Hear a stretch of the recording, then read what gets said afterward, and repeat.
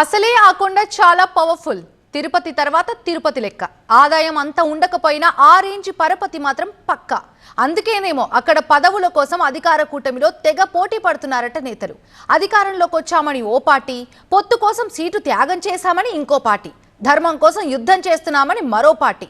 ఇలా మూడు పార్టీల నడుమ పదవి కోసం చిన్న కాంపిటీషన్ మొదలైందట. దీంతో ఎవరికి అదృష్టం దక్కుతుందనేది అర్థం కావట్లేదు. ఇంద్రకీలాద్రిపై కూటమి నజర్. చైర్మన్ గిరిపై జనసేన ఆశలు. కుర్చీపై ఇప్పటికే కర్చీఫ్ వేసిందా? బెజవాడలో పాగా వేసేందుకేనా? ప్రభుత్వం మారడంతో ఏపీలో అన్నీ మారిపోతున్నాయి. ప్రభుత్వ నామినేటెడ్ పోస్టుల్లో అధికార కూటమికి చెందిన నేతలు ఒక్కొక్కరుగా ఆసీనులవుతున్నారు. రాష్ట్రంలోనే కాదు, జాతీయ అంతర్జాతీయ స్థాయిలో ప్రసిద్ధి చెందిన తిరుమల తిరుపతి దేవస్థానం పాలక మండలి నియామకం కూడా కొత్తగా కొలువుదీరింది. దీంతో ఇప్పుడు మరో ప్రఖ్యాత దేవాలయం బెజవాడ ఇంద్రకీలాద్రి పాలక మండలిపై అందరి దృష్టి కేంద్రీకృతమైంది. అక్కడ చైర్మన్ కుర్సీ ఖాళీ అవ్వడంతో దాన్ని కైవసం చేసుకునేందుకు అధికార కూటమిలో కీలక పక్షమైన జనసేన బలంగా ప్రయత్నిస్తుందట. టీటీడీ పదవులు టీడీపీ దక్కించుకోగా వచ్చిన 3 బోర్డు మెంబర్స్ పదవులేమో తెలంగాణ జనసేన నాయకులకు కేటాయించారు. దీంతో కనీసం స్థానికంగా ఉన్న ప్రముఖ దేవాలయాల్లో అయినా అవకాశం దక్కించుకోవాలని చూస్తున్నారు ఏపీ జనసేన నాయకులు. ఇంద్రకీలాద్రి, శ్రీకాళహస్తి, సింహాచలం లాంటి దేవాలయాల్లో జనసేన జెండా పాతాలని భావిస్తున్నారు. ప్రస్తుతం కనకదుర్గమ్మ కోటపై కన్ను వేసిన జనసేన అక్కడ చైర్మన్ కుర్చీలో కూర్చోవాలని ఉవ్విళ్లూరుతోంది. సనాతన ధర్మానికి బ్రాండ్ అంబాసిడర్ గా మారిన పవన్ కళ్యాణ్ హిందుత్వానికి సంబంధించిన ఏ అంశమైనా పాయింట్అవుట్ అవుతున్నారు. దీంతో ప్రముఖ ఆలయాల్లో సైతం జనసేన మార్క్ చూపించాలనుకుంటున్నారట ఆ పార్టీ నేతలు. ఇంతకాలం పార్టీ కోసం కష్టపడి నామినేటెడ్ పదవుల కోసం ఆశపడుతున్న నేతలు ప్రముఖ ఆలయాల్లో తమకు అవకాశం కల్పించాలంటూ లాబింగ్ చేస్తున్నారట. అందులో భాగంగానే ఖాళీగా ఉన్న ఇంద్రకీలాద్రి బోర్డు చైర్మన్ కుర్చీ కోసం పట్టుబడుతున్నట్టు తెలుస్తోంది.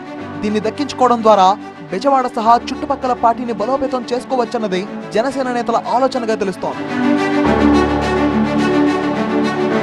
ఇప్పటికే ఎన్టీఆర్ జిల్లాలో జనసేనకు నాయకత్వ లోటు ఉంది. ఒక ఎమ్మెల్యే గాని, ఒక ఎంపీ గాని లేరు.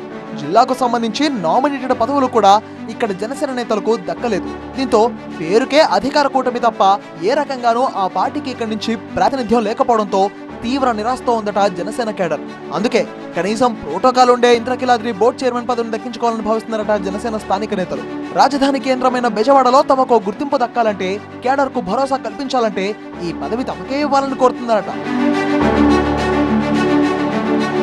పొత్తు ధర్మానికి కట్టుబడి మొన్నటి ఎన్నికల్లో విజయవాడ వెస్ట్ సీట్ ను బీజేపీ కోసం త్యాగం చేసింది జనసేన. దీంతో ఏ చిన్న పనైనా అటు బీజేపీ ఎమ్మెల్యేపై, ఇటు టీడీపీ ఎంపీపై ఆధారపడాల్సి వస్తుందని బాధపడుతున్నారట జనసేన నేతలు. వాళ్లేమో సొంత పార్టీ నాయకులకు ప్రయారిటీ ఇస్తున్నారట. అటు టీటీడీలో కీలక పదవులు సైతం టీడీపీకే దక్కాయి. కాబట్టి పొత్తు ధర్మం ప్రకారం కొన్ని కీలకమైన దేవాలయాల్లోనైనా తమకు అవకాశం ఇవ్వాలి అన్నది జనసేన నాయకుల వాదన. అందుకే ఇప్పుడు బెజవాడ కనకదుర్గమ్మ సన్నిధిలో అవకాశం కోరుతున్నారు. వెస్ట్ లో ఎన్నికలకు ముందు వైసీపీ నుంచి జనసేనలో చేరిన బాడిత శంకర్ ఇంద్రకీలాద్రి చైర్మన్ పదవి కోసం గట్టి ప్రయత్నాలే చేస్తున్నారట. మరోవైపు బీజేపీ నేతలు సైతం ఈ పదవి కోసం బలంగానే పావులు కదుపుతున్నట్టు తెలుస్తోంది. ఇంద్రకీలాద్రిపై చైర్మన్ పదవి అంటే పొలిటికల్ గా చాలా పవర్ఫుల్.